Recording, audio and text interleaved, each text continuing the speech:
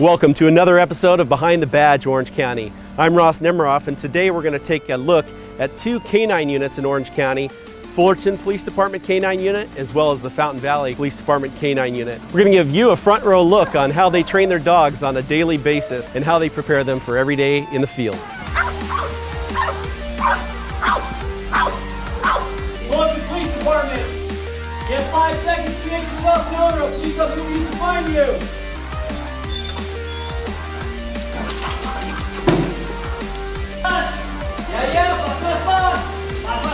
Suspect, show me your hand. Here today with Officer Tim Hayden with the Fullerton Police Department. How you doing today, Tim? I'm doing good, thank you. Great, thanks for bringing your dog out and participating in some of the training today. So tell us a little bit about your dog's, what's your dog's name? His name is Rotor. He's a Belgian Malinois. The name came from actually the Fullerton South Rotary Club. They were kind enough to make the generous donation to our organization for the purchase and training of the dog. I chose canine because I enjoy working with animals. I've had dogs my whole life. It's something I've always wanted to do as a police officer is work with a canine. Rotor and I will be together going on almost 2 years. I'm Officer Jim Boland, Fullerton Police Department, and this is my partner Blitz. He's a German Shepherd. He came from Holland, so he looks a little different than the American German Shepherds. I've been with him for 7 years. I grew up with dogs. I've just always loved dogs, and just watching them work is just amazing what they can do. And you know, having that extra officer presence, really, most people give up. They hear the dogs there, or they hear the dog barking, and they give up, and it's just so much better for us. We don't have to deal with the use of force. We don't have to deal with all that stuff that comes with it.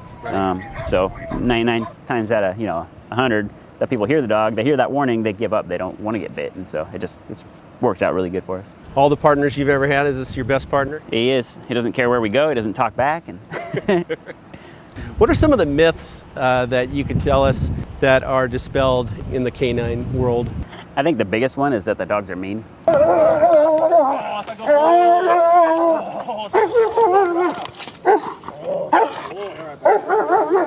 They're raised as puppies to bite, pieces of material, and then it slowly evolves into biting a piece of material wrapped around an arm, and eventually it gets into a bite suit, which is a full suit, and they're taught to bite basically anywhere, typically the arms, because that's what carries weapons. But the dogs aren't mean. They're, that's playing for them. It's like a person playing tug of war with a pet dog.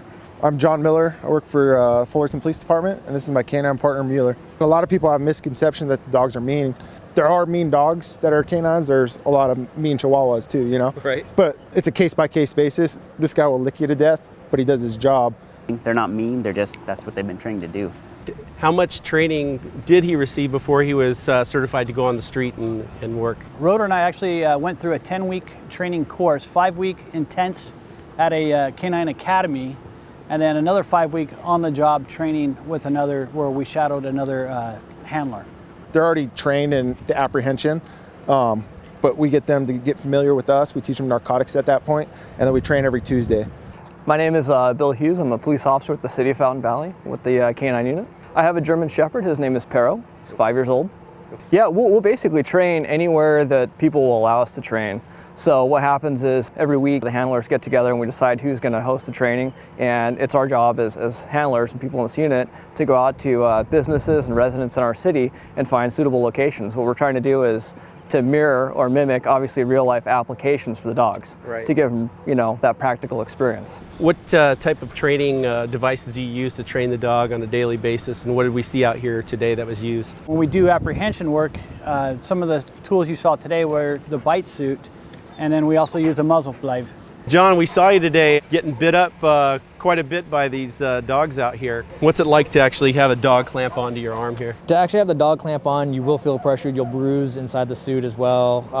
You just feel it almost like putting your arm in a vise with some kind of a padding over it, and just keep squeezing and not let up until a handler recalls the dog or pulls the dog off. It's pretty much almost kind of like having a major league slugger come up behind you and hit you in the kidney or the back or the thigh with a baseball bat. Dogs have a lot of pressure underneath their bites. What would it feel like to actually get bit by one of these dogs? I'd have to imagine it'd be extremely painful, feeling the canines rip into your flesh, and they do puncture quite deeply, and the more you fight, the more the dog's teeth move inside, and resisting the dog's only going to hurt more. It's kind of a really warm day today. You sweat quite a bit in that thing. Is that what the dogs are picking up on? Is your sense of fear or that sweat coming off of you? They pick up an odor of fear, adrenaline, the scent, anything that's pretty much out of the norm for the dog to sense and everything like that.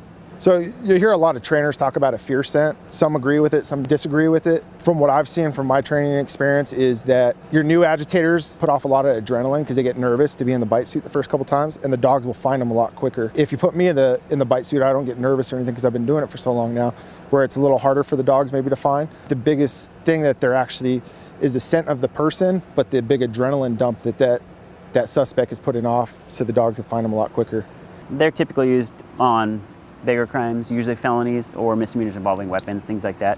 The reason we use them is because they're so fast, and their ability to find somebody in a hidden area. If we do search the whole building, usually when we give a warning, 99% of our suspects surrender at that point because they know a dog's going to be used. It's a lot safer for us instead of rounding a corner and not knowing what's behind that corner. Right. The dog could go and apprehend that suspect.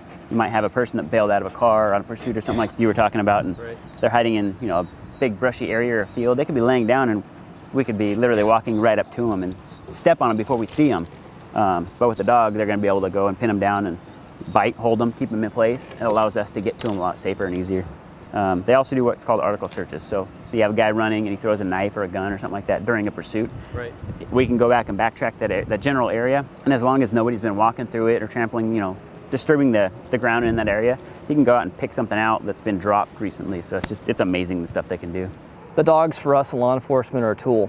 So oftentimes in intense situations, the public feels safer. That perception is there when they see a canine handler, driving down the street or the car. But even further to that, we do things like public demonstrations. So just bringing them out in the public and letting people pet them, let them see actually what they could do to benefit officers, to keep them safe and actually keep the public safe. We're not only able to educate the community and members of the public about what the dogs do and what the dogs do for them and for us, but what we as police officers do for them as well and the services we provide. So it's an awesome tool, an awesome way to bridge that gap. That's great.